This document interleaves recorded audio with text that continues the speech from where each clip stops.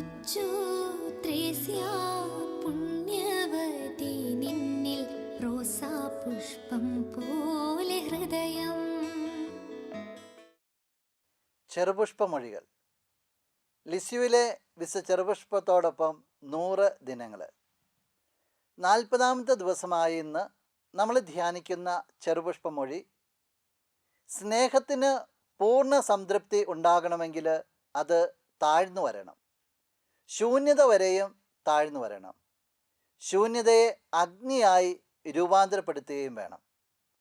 നമുക്ക് കണ്ണുകൾ അടയ്ക്കാം. ഞങ്ങൾക്കേറെ പ്രിയപ്പെട്ട ലിസ്യുവിലെ ഞങ്ങളുടെ കൊച്ചുറാണി, സ്നേഹത്തിൻ്റെ ആഴങ്ങളിലേക്ക് കടന്നുപോയ നീ യഥാർത്ഥത്തിൽ താഴ്ന്നു കൊടുത്താലേ, ശൂന്യത വരെയും താഴ്ന്നു കൊടുത്താലേ സ്നേഹം പൂർണ്ണമാകുകയുള്ളെന്ന് തിരിച്ചറിയുകയും അതിന്ന് ഞങ്ങളെ പഠിപ്പിക്കുകയും ചെയ്യുകയാണല്ലോ.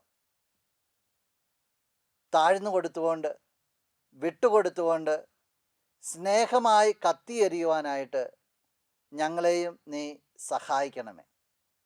നിൻ്റെ ശക്തിയേറിയ മാധ്യസ്ഥം മൂലം ഞങ്ങളിപ്പോൾ അപേക്ഷിക്കുന്ന എല്ലാ അനുഗ്രഹങ്ങളും, പ്രത്യേകിച്ച് നമ്മുടെ എല്ലാ നിയോഗങ്ങളെയും ഈ നിമിഷം ഒന്ന് ചേർത്ത് വയ്ക്കാം. ഈ അനുഗ്രഹങ്ങൾ നല്ല ദൈവത്തിൽ നിന്ന് നീ ഞങ്ങൾക്കായി വാങ്ങിത്തരണമേ. ആമേൻ.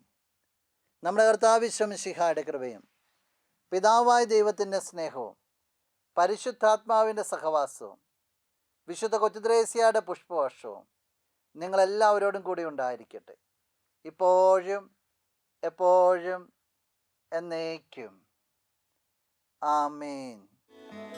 കൊച്ചു ത്രേസ്യ പുണ്യവതി നിന്നിൽ റോസാപുഷ്പം പോലെ ഹൃദയം.